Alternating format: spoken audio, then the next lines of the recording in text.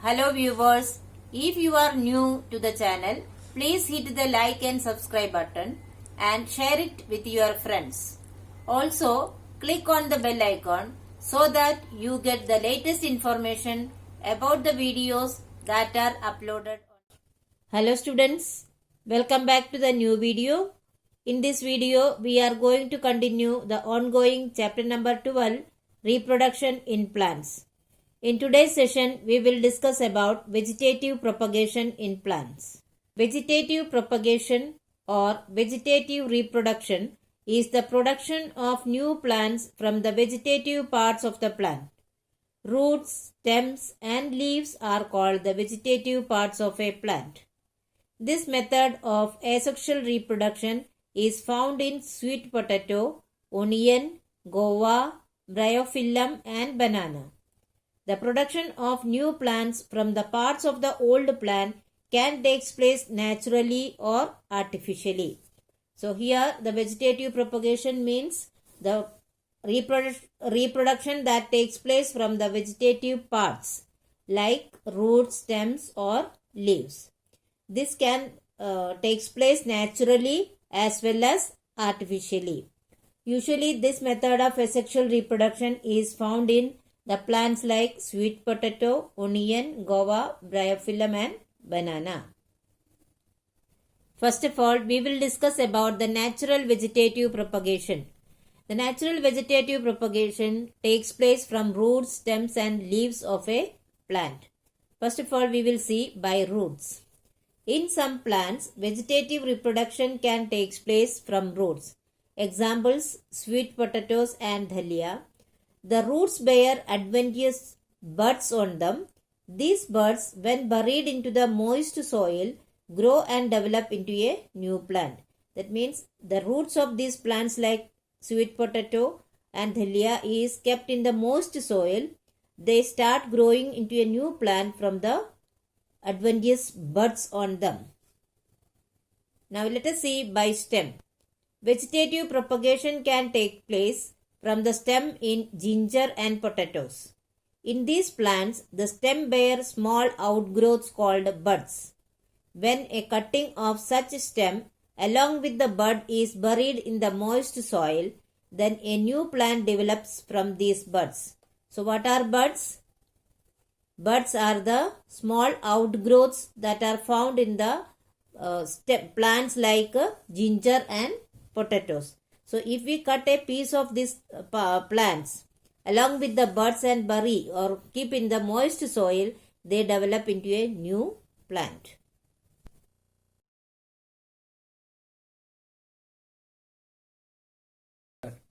Stem tuber. Stem tubers are modified stems to store food. They are found in plants like potato. The tuber of potato is a swollen part of an underground stem which bears a number of nodes or eyes. Each eye bears one or more buds. New plants are produced from the buds on the eyes. Next one is bulb. Bulbs are underground stems that have extended thick and fleshy leaves. Bulbs contain several buds near the node, for example, onion. These new buds can eventually develop into new plants. So, onion is an example of bulb that contains lots of thick and fleshy leaves.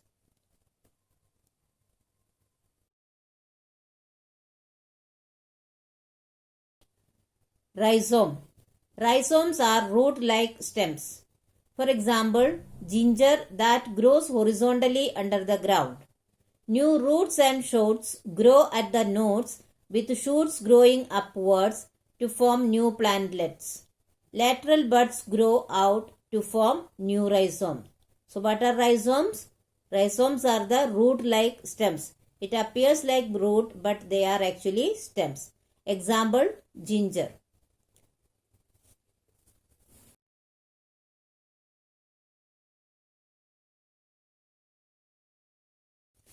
The next method of natural propagation is runner. Runners are stems that grow horizontally above the ground. In plants such as grasses and wild strawberries, shoots develop from the sides which have buds. These buds grow into new plants.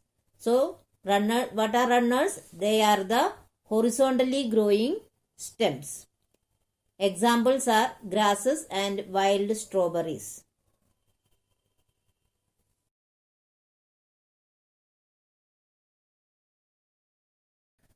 The next method of natural propagation is combs. In plants such as gladiolus and colocasia, reproduction takes place with the help of swollen underground stems called combs.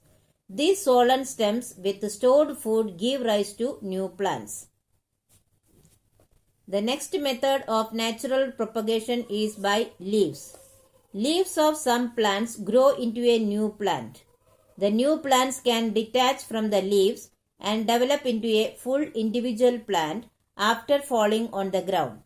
The leaves of Bryophyllum reproduce vegetatively by the formation of adventitious buds on their margins. When the buds come in contact with moist soil, each bud becomes capable of growing into a new plant. So, the examples of vegetative propagation by leaves is Bryophyllum. At the margin of the Bryophyllum leaf, we can see many buds growing on them. When the leaves fall on the soil, each bud start growing into a new plant. So each bud becomes capable of growing into a new plant.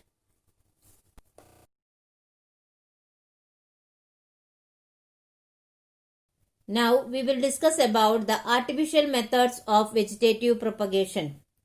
Horticulturalists and gardeners have developed many artificial methods to propagate plant reproduction in which they grow plants with desirable characteristics.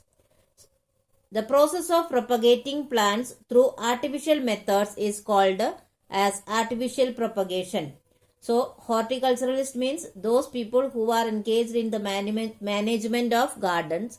They have developed many artificial methods to grow new plants. Important characteristic is that we can get the desirable characteristics or desirable features in the plants which are grown by the artificial methods. These methods involve taking a piece of one parent plant and causing it to regenerate itself into a new plant. Cutting, grafting, layering, and tissue culture are different methods of artificial propagation. Now let us discuss the cutting method of artificial vegetative propagation. The part of the plant which is removed by cutting it from the parent plant is called a cutting. In this method, the part of stem is cut and buried in the moist soil in natural position. After some time, roots develop from this cutting and it grows into a new plant. This method is commonly used in sugarcane, rose, bougainvillea and hibiscus. So students, you might have seen this method very common. We can take a small part of the stem and bury that in the moist soil with the buds in the upward direction. Therefore, after some time, we can see the new roots and growing from there, and it grows into a new plant.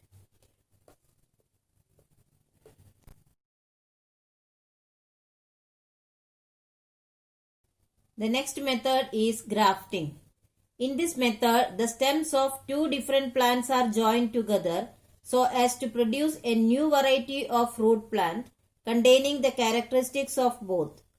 Out of the two plants, one plant has a strong root system while the other has a strong shoot system. So grafting method is used for getting the desired characteristics of the good quality of plants. Usually it is used in the fruit plants. The plant of which the root system is taken is called stalk, while the other plant of which the shoot is selected is known as scion or graft. The stalk and the scion are fitted together by making slanting cuts in them and bound tightly with a piece of cloth and then covered with a polythene sheet. This method of propagation is used in mango, apple, rose, banana, pear, grape and many other fruit plants. So what is grafting method? In that the root system is taken, that is known as stalk, and the shoot of the other plant is taken, that is known as scion or graft. When these two plants are joined together by making the slanting cuts, and then they are fitted together by using a polythene sheet. This method is usually used in the fruit plants like mango, apple, banana, etc.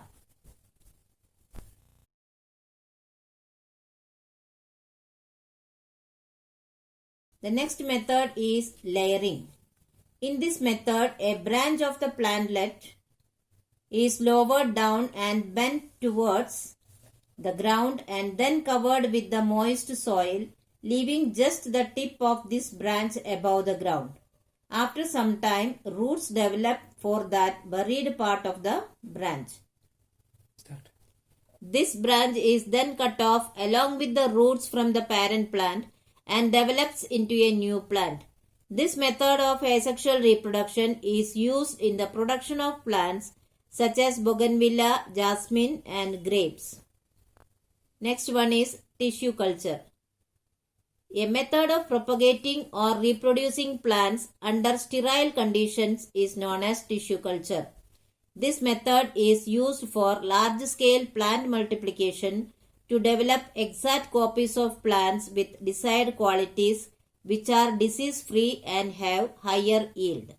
So what is tissue culture? The method of propagating or producing the plants under sterile, that is laboratory conditions. What are the advantages of tissue culture?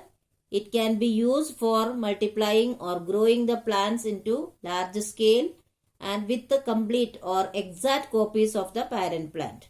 And it can be used for increasing the qualities also.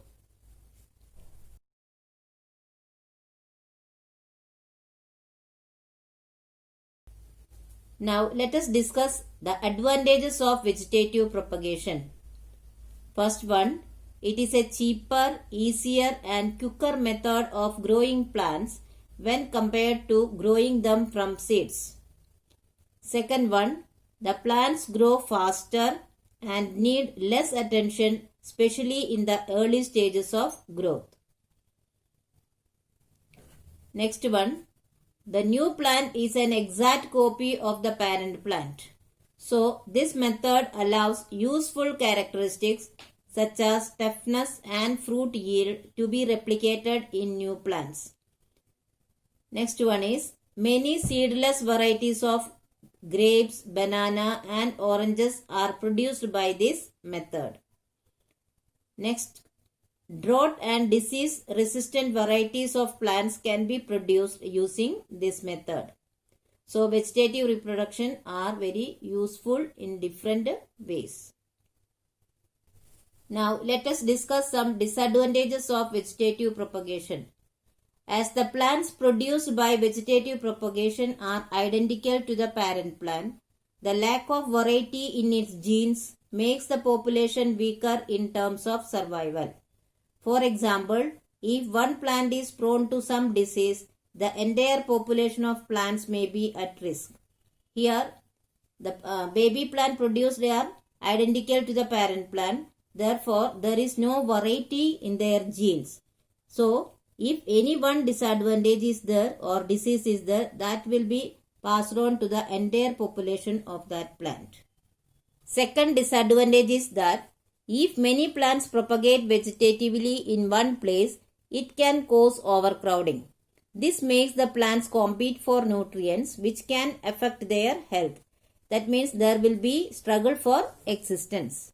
So students, I hope you have understood the topics very well. But still, if you have any doubt, you can write in the comment section. I will surely try to solve it as early as possible. Here are some review questions. Please solve it in your notebook. Thank you.